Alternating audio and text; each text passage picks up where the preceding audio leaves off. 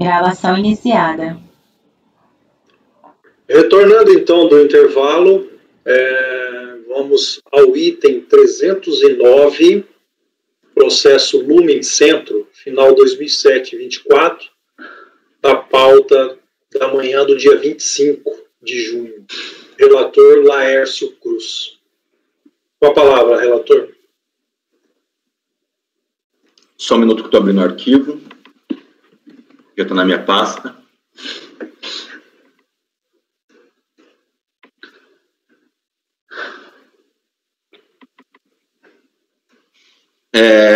Eu não encontrei, não. Lumen? Acórdão Lumen? Desculpa. Ok, já está aqui, obrigado. Pessoal, eu vou tentar ser um tanto quanto objetivo. Na verdade, trata-se de auto de infração para prevenir decadência de PIS/COFINS importação. O que ocorre? A contribuinte ela ingressou com ação para que pudesse discutir o PIS e o COFINS importação sobre a alíquota e exclusão do ICMS da base de cálculo do PIS/COFINS. Foi deferido o pedido liminar para que ela realizasse o depósito do COFINS parcialmente deferido para que que não fosse exigida a cobrança do PIS importação e que ela realizasse o depósito do COFINS importação, certo? O que ocorre? O valor, na época, era de 154 mil do COFINS importação e ela recolheu apenas parte desse valor. Foi 151 mil. Por quê? Os outros 3 mil ela disse que seria da exclusão do ICMS da base de cálculo do PIS, do PIS/COFINS. E já em relação ao PIS, ela não depositou nada em juízo. Eu fui lavrado o auto para prevenir decadência e foi aplicado juros sobre esse valor depositado. Recorreu à DRJ, a DRJ conheceu em parte, dizendo que em relação à matéria que está sendo julgada, que é a exclusão do ICMS, ela não ia apreciar por concomitância. Mas já a exclusão dos juros por depósito judicial, ela dava parcial provimento, só o que foi depositado parcialmente, né? Porque na origem cobrava-se o juro total. Daí, diante disso, a contribuinte apresentou o recurso voluntário, aduzindo que a diferença ainda do COFINS é em relação à exclusão do ICMS, por isso que ela depositou em parte, não num todo. Ela pede a aplicação por analogia do artigo 63 da Lei 9430, onde fala de multa, mas para que não se aplique a penalidade dos juros, pois ela não efetuou o depósito por conta de liminar. É o relatório. Pode ir para o voto? Bem, pessoal, eu estou reconhecendo a concomitância só em relação ao trecho da exclusão do ICMS em relação a COFINS, pois ela está discutindo isso no mandado de segurança lá, tem até no trecho da sentença, cito ali a página, certo? Então, nesse ponto, eu reconheço a concomitância. Já em relação aos juros, eu estou negando o provimento porque a parte que ela efetuou o depósito já foi exonerado pela DRJ. O que ela não depositou tem os juros. E nada impede também que, quando provida aquela ação, seja exonerado. Então, conheço em parte e na parte conhecida eu nego provimento. E não aplico o 63 porque trata-se de multa, não tem como fazer uma analogia. Tá. A parte conhecida é em relação à exclusão dos juros de mora, é isso? Isso. Ok. Então, a redação está ficando da seguinte forma. A relator voltou para conhecer em parte do recurso em razão de concomitância e na parte conhecida, entre parênteses, exclusão do júri de mora, em negar provimento. Conselheiro Elcio. Só um minutinho aqui, porque eu não estou localizando no recurso se ele questionou a concomitância. Eu acho que ele não questionou, não, é só o juro mesmo. Não, é porque é o seguinte, conselheiro Elcio, ele fala em relação aos juros, no próprio argumento, fala assim, olha, eu depositei um valor a menor pela exclusão do ICMS. Agora eu tenho que achar o trecho ali, mas é curtíssimo, de 2 linhas. A intranet minha aqui não tá funcionando, então eu não consigo voltar lá no processo, mas pelo que eu vi lá, se alguém puder acessar aí, ele não fala da concomitância no recurso, não. Está na pasta do Laércio, está lá no PDF. Está na pasta lá? Tem, e ele não contesta a concomitância mesmo. O recurso está tratando somente da exclusão dos juros de mora. Não, mas tem um ponto do ICMS ali também, só deixa eu ver o voluntário. E daí que faz eu caminhar para concomitância. Só um pouquinho. Ou nem a pasta T eu estou conseguindo entrar. Então, até aqui no meu talento.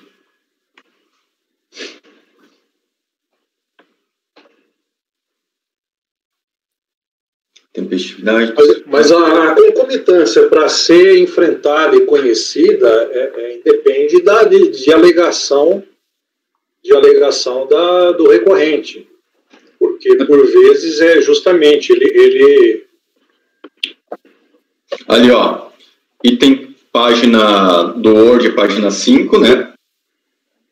Daí tá item 4.11, que ele diz. No mesmo sentido, tem que se também são indevidos os juros da mora supostamente incidentes sobre a diferença do COFINS de importação não depositado, uma vez que esta diz respeito ao acréscimo do ICMS. Mas eu acho que você está questionando só o juro. Eu acho que basta negar provimento. Então, mas aí que tá. Para eu poder negar neste ponto dos juros, porque ele falou assim, eu também não recolhi a menor, por quê? Porque eu tenho que fazer isso. Eu tô fazendo a leitura. Laércio, eu tô com uma dúvida aqui, porque ele está falando que ele fez depósito integral. Não, aí que tá. Ele fala por causa dessa retirada do ICMS. E por causa dessa retirada do ICMS, por isso que estou dando a concomitância. Porque eu teria que entrar na matéria para falar, não, realmente você fez o depósito integral porque é inconstitucional ICMS na base de cálculo do PIS/COFINS. E por isso você fez o integral. Mas como eu estou dizendo o seguinte, não, você está discutindo essa matéria do ICMS se é constitucional ou não. Ele traçou isso aqui em 2 linhas.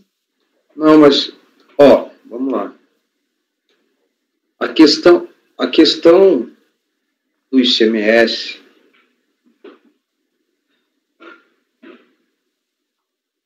O Supremo já falou que é inconstitucional. Não, a questão do ICMS na base de cálculo PIS e COFINS... importação é uma matéria diferente do ICMS na base de cálculo PIS e COFINS. Sim, isso. O importação, o Supremo já falou que é inconstitucional. Tanto é que hoje, de 2014 para cá, foi alterada a legislação nesse aspecto. O que a ação judicial versa é sobre pagar COFINS, PIS, COFINS de importação, sobre essa máquina aí, que ele importou. Ele tem uma ação judicial falando que ele não precisa pagar PIS e COFINS de importação sobre essa máquina. Se ele não precisa pagar PIS e COFINS sobre essa máquina, obviamente, se tivesse ICMS incluído nesse PIS e COFINS, que ele não precisou pagar, não importa, porque ele não precisou pagar. E se ele não precisou pagar, se a decisão está falando para não pagar o PIS e COFINS de importação, isso inclui o ICMS na base de cálculo do PIS e COFINS de importação. Você entendeu? A decisão abarcaria, ou seja, existe concomitância, é o que você está falando. né? Então, não teria razão para a gente tratar diferente aqui no CARF, né? Mas, de fato, ele não está contestando, ele está concordando, parece. Ele está falando, olha, o ICMS na base de cálculo do PIS/COFINS de importação, está na base de cálculo do PIS/COFINS de importação lá, que eu não precisei pagar.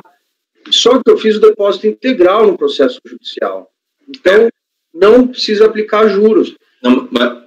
Para fins de juros, se tem o depósito integral lá no processo judicial, não incide, a súmula do CARF lá, não incide. Sim, mas aí que tá. O valor integral... É isso? Não, eu entendi o que você quer dizer, mas aí que tá. O valor integral é 154 mil. O valor integral. E ele vai, no primeiro momento, na sentença dele, se pega a sentença da molhada, no primeiro momento ele pede o quê? Que não inclua o PIS e o COFINS importação, e no segundo momento que seja retirada o ICMS da base de cálculo. Ele faz esse recolhimento, um valor menor de 151 mil, acho que vou pegar qual página que está, até devia ter colocado aqui, mas é um valor de R$3.000, aproximadamente, a menor. E se ele está pedindo, e ele está falando que o integral dele, na cabeça dele, Pedro, é o seguinte, o COFINS, eu peguei, retirei o ICMS da base de cálculo, então não é 154 mil, é 151.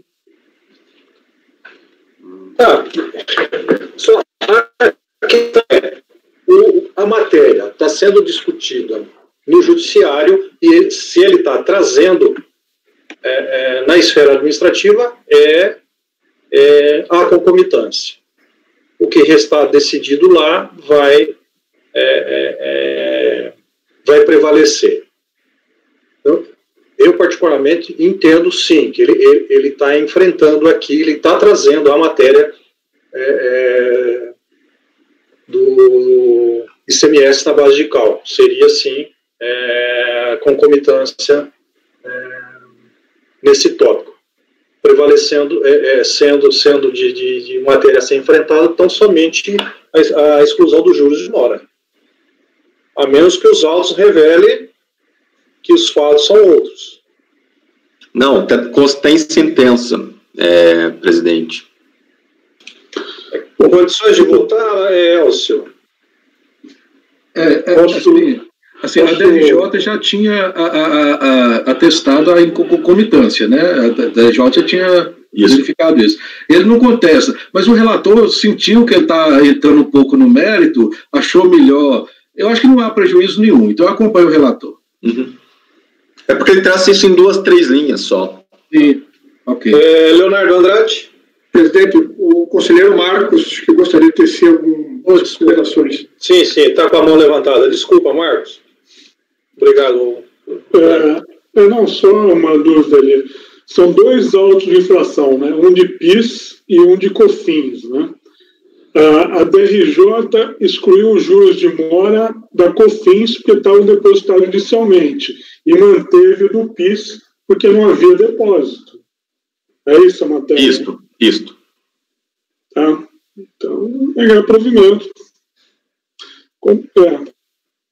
Podemos passar a votação. Ok. Continuando, então, Leonardo Andrade, para votar.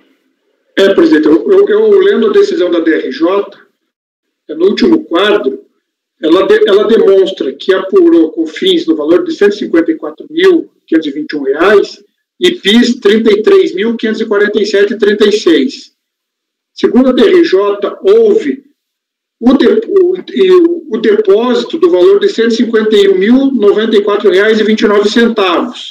Então, este depósito, ele cobre parcialmente a COFINS, tanto que ela mantém um valor residual de R$ 1.307,01 de juros de mora em relação a COFINS e mantém integralmente os juros de mora em relação ao PIS, de R$ 12.794,96. O recurso, com a devida vez, ele é um pouco deficitário em esclarecer essa questão, né? Ele diz que depositou integralmente, mas não traz elementos de prova. Então, eu acompanho o relator. Obrigado. Leonardo Macedo.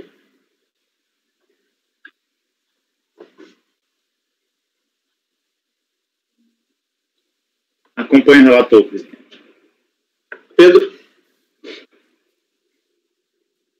Presidente, sim, acompanho o relator com esse esclarecimento, ficou mais claro ainda, né? Então, tem parte que teve depósito integral e parte que não.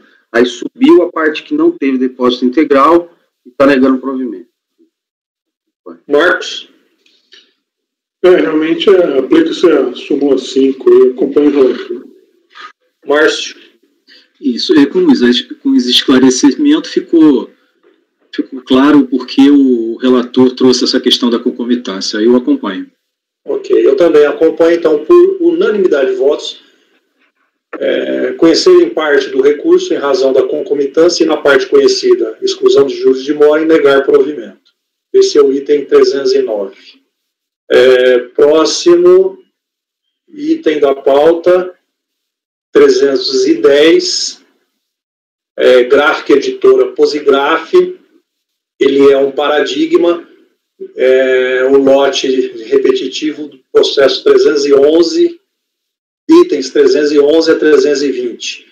Relator Elcio Reis. Com a palavra, relator.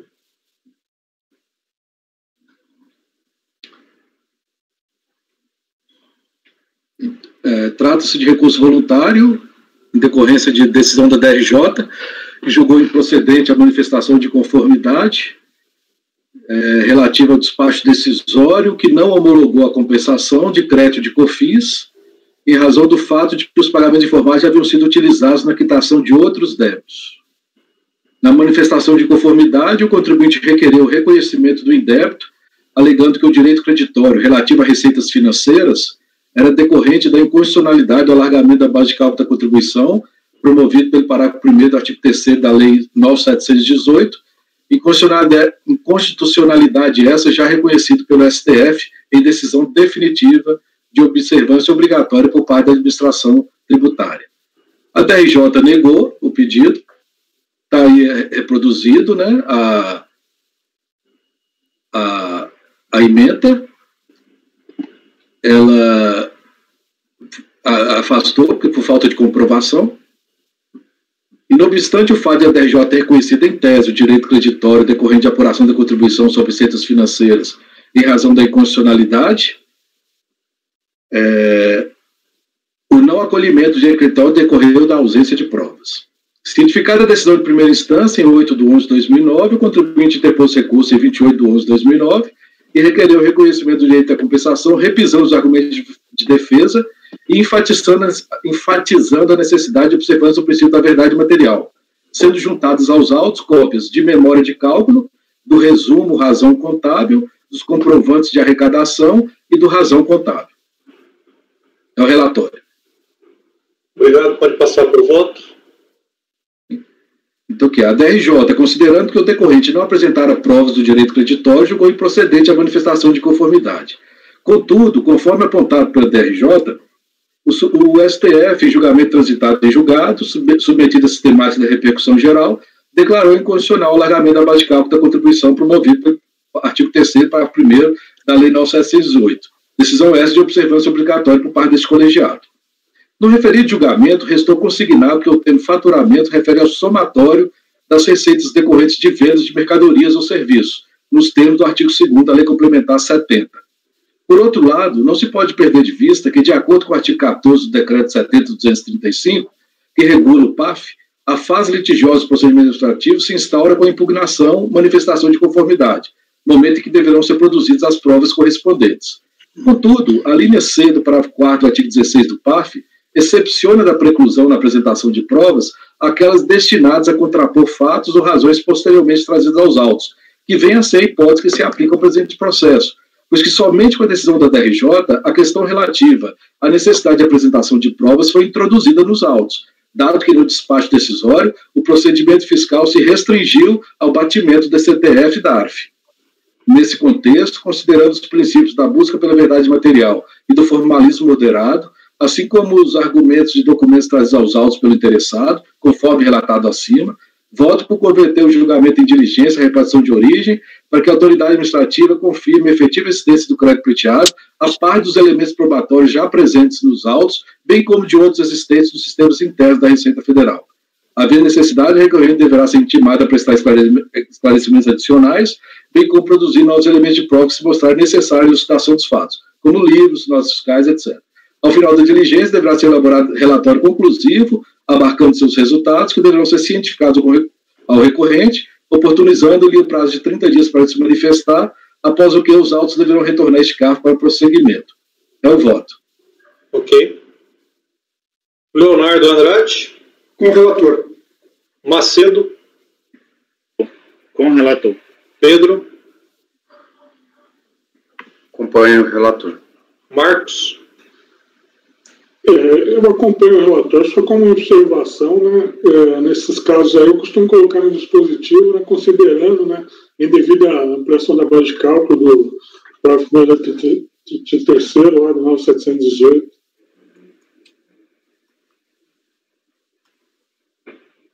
Ok.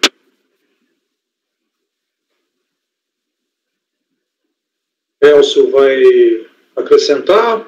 Na verdade, eu não entendi o que ele falou. Não, você colocou para a delegacia apurar, né, o direito creditório, né? Nesses casos aí da inconstitucionalidade da 9718, né, eu costumo colocar no dispositivo, né, considerando a indevida ampliação da base de cálculo da inconstitucionalidade da 9718. É porque no meu voto todo em cima disso, né? Então, eu acho que... Só estilo. Ok. Tá. Acompanhou, né, Marcos? Laércio. Acompanho. Márcio. Acompanho. Eu também acompanho, então a decisão por unanimidade de votos resolve os membros, né, converter o julgamento do recurso em diligência para que a autoridade administrativa confirme a efetiva existência do crédito pleiteado, a par dos elementos probatórios já presentes nos autos, bem como de outros existentes nos sistemas internos da Receita Federal. Havendo necessidade, o recorrente deverá ser intimado a prestar esclarecimentos adicionais, bem como produzir novos elementos de prova que se mostrem necessários à elucidação dos fatos, como livros, notas fiscais, dentre outros elementos. Eu tirei o etc. Ao final da diligência, deverá ser elaborado o relatório conclusivo, abarcando seus resultados, que deverão ser cientificados ao recorrente, oportunizando-lhe o prazo de 30 dias para se manifestar. Após deverão retornar a este CARF para prosseguimento. Então, a decisão deste item 310, ela é aplicada aos repetitivos que se encontram nos itens 311 a 320 da pauta. Conselheiro Elcio ainda, agora item 321. Expressão, comunicação gráfica editora.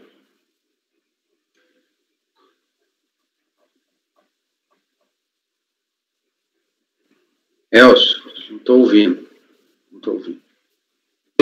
Desculpa.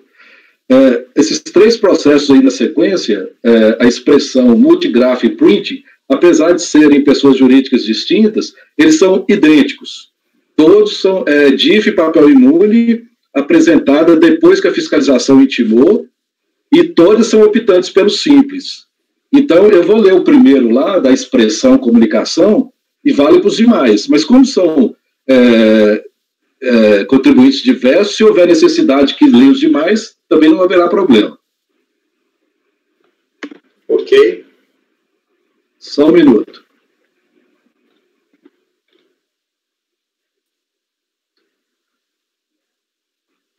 Então, aqui, trata-se de recurso voluntário interposto em contraposição à acordo da delegacia de julgamento que julgou improcedente a impugnação, a infração, decorrendo da exigência da multa regulamentar por atraso na entrega da DIF papel imune. Na impugnação, o contribuinte requereu o cancelamento da autuação, alegando proceder ao registro especial apenas para eventual necessidade de atendimento a concorrências públicas, e que o descumprimento da obrigação acessória decorreu de total desconhecimento da matéria, dado tratar-se de empresa de pequeno porte, com o único funcionário, dependente de apoio físico-contábil do escritório especializado. Aduziu ainda que o valor da multa era impossível de ser pago, sob pena de falência da empresa, e que se encontrava totalmente em dia com as obrigações trabalhistas e tributárias decorrentes de inscrição nos títulos. O acordo da RJ manteve a autuação, a ementa está aí. Cientificado da decisão de primeira instância, em 3/4/2007, contribuinte interpôs recurso voluntário em 30/4/2007, e requereu o cancelamento da auto-infração, alegando violação do princípio da estrita legalidade, em razão do fato de a DIF Papel Imune ter sido instituída por meio de instrução normativa e não por lei, conforme jurisprudência majoritária, e afronta os princípios do não confisco, da razoabilidade e da isonomia. É o relatório. Ok. Pode ir para o voto. O recurso é tempestivo e atende os demais requisitos. Conforme acima relatado, trata-se de auto-infração decorrendo da exigência de multa regulamentar por atraso na DIF Papel Imune. Referida autuação se fundamentou nos artigos 212 e 505 do Decreto 4544, o RIP 2002, e nos artigos 1º e 10 da Instrução Normativa 71/2001, medida provisória 258 de 2001, artigo 57. No recurso voluntário, o contribuinte inova em parte os argumentos de defesa, aduzindo violação do princípio da estrita legalidade em razão do fato de a DIF Papel Imune ter sido instituída por meio de instrução normativa e não por lei. Fato esse que vai de encontro aos artigos 14, 16, incisos 3 e 17 do Decreto 70.235. Contudo, mesmo que assim não fosse, a instituição da obrigação acessória pela Secretaria da Receita Federal encontrava-se autorizada pelo artigo 16 da Lei 9779. Compete à Secretaria da Receita Federal dispor sobre obrigações acessórias relativas aos impostos e contribuições por ela administrados, estabelecendo inclusive forma, prazo e condições para seu cumprimento e o respectivo responsável. Dessa forma, não há que se falar em violação do princípio da legalidade, pois foi a própria lei que estipulou a competência da Receita Federal para dispor sobre obrigações acessórias relativas aos tributos. Quanto à alegada afronta a princípios condicionais, não confisco, razoabilidade e isonomia, há que se destacar que a infração tributária, enquanto-se vinculada à lei válida e vigente, não podendo se esquivar de seu cumprimento, sob pena de responsabilização, em conformidade com o artigo 37 da Constituição e artigo 142, parágrafo único do Código Tributário Nacional. Quanto à multa lançada, trata-se de matéria simulada deste CARF, a súmula CARF número 151, que aplica-se retroativamente o inciso 2, parágrafo 4 do artigo 1º da Lei 11.945, referente à multa por falta de atraso de entrega de DIF Papel Imune, devendo ser combinada em valor único, por declaração, não apresentada no prazo trimestral, e não mais por mês calendário. Dessa forma, aplicando-se o princípio da retroatividade benigna do artigo 106 do CTN, a multa decorrendo do atraso na entrega de papel imune deve ser reduzida ao valor único de R$ 2.500 por declaração não apresentada no prazo trimestral, de acordo com o parágrafo 4º do artigo 1º da Lei 11.945. Está reproduzido. Esclareça-se que aqui não se aplicará a redução prevista no parágrafo 5º do artigo 1º da Lei 11.945, uma vez que a apresentação das declarações se deu após o início do procedimento fiscal. Diante do exposto, voto por dar parcial o provimento ao recurso voluntário para reduzir a multa ao valor único de R$ 2.500 por declaração não apresentada no prazo trimestral, de acordo com o parágrafo 4º do artigo 1º da Lei 11.945. É o voto. Ok. Ele se aplicaria aos fatos dos outros três? É a mesmíssima coisa. Talvez os argumentos do recurso não sejam o mesmo, mas o resultado é esse. Tá certo. Pedro, pode fazer uso da palavra. Observação. Não é o caso tem uma súmula, eu acho, do CARF. Reproduzi ela aí, a 151. Você reproduziu? Perdão. Reproduzi. Então, para mim. Feito.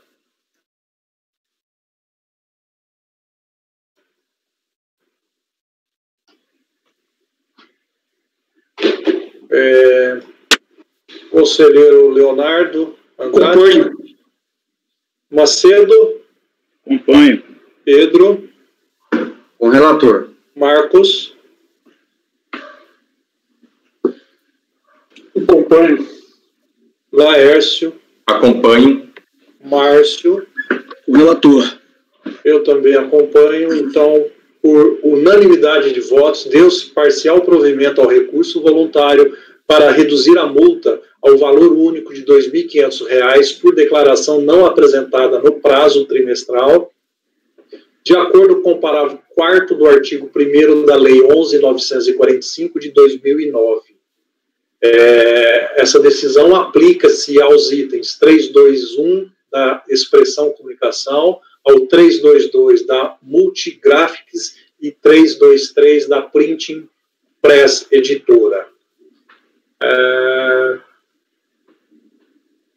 Presidente, O teu é igual. o meu próximo, inclusive, é o seguinte da pauta, 324. Sim. A matéria é idêntica. Sim. O meu voto já está na pasta. Sim. Por economia processual, presidente, eu poderia ler o meu dispositivo? Sim, deixa eu só pegar na pasta. Você havia me avisado, né, que tinha essa situação, o Elcio também, então eu fiz questão de colocar os dois os processos, pelo menos nesse, talvez eu tenha acertado de colocar junto.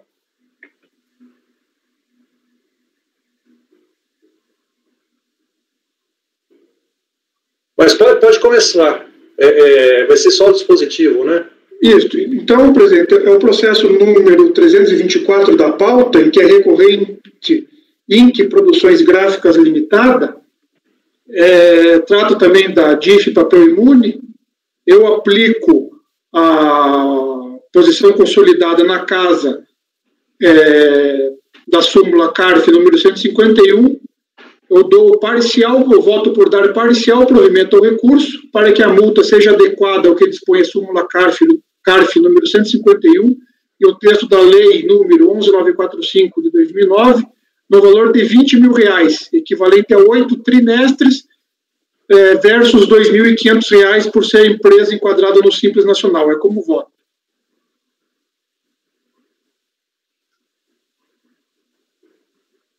Ok. Elcio. Pois, Leonardo, você está dando a multa por trimestre? Por trimestre, 8 trimestres. Pois eu tenho essa dúvida se seria por trimestre, porque aqui fala, devendo ser combinado em valor único por declaração não apresentada no prazo trimestral. É que a declaração é trimestral. Pois é, mas eu acho que seria. Eu entendo que não seria multiplicado pela quantidade de trimestre. É uma declaração única. Não, é que é declaração única por trimestre. E o auto de infração, ele aplica a multa por mês de atraso. Exato, exatamente. Mas é só essa interpretação aqui da súmula CARF 151. Devendo ser combinado em valor único por declaração não apresentada no prazo trimestral. Então, cada declaração que ele não apresentou, ele recebe uma multa. Então são declarações diferentes, não é a mesma declaração? São declarações diferentes. Então ok, acompanho. Tá, mas o teu caso, Elcio, já está votado, proclamado, mas o teu caso também era um... Não, o meu caso foi só uma declaração. Uma declaração, tá. Então, aí tá... No meu são várias declarações, foram 8 declarações. Não, o meu é só uma. Tá. Não, então não existe incompatibilidade entre as decisões, não, que merecesse depois um embargo. Macedo. Acompanho, são várias declarações, olha aí, ele explicou. Pedro. Com o relator, presidente. Marcos. Acompanho, relator. Laércio. Acompanho. Márcio. Microfone, Márcio. Perdoe, presidente, acompanho. Eu também acompanho, então, por unanimidade de votos, deu-se parcial provimento ao recurso voluntário para que a multa seja adequada ao que dispõe a súmula CARF 151 e o texto da Lei 11.945 de 2009, no valor de R$20 mil, corresponde a 8 trimestres vezes 2.500. Então, essa é a decisão no processo item 324. Meio-dia de retorno, ou se vamos avançar para continuar gravando e dispensar o apoio, mas também decidir quanto ao retorno. Apoio.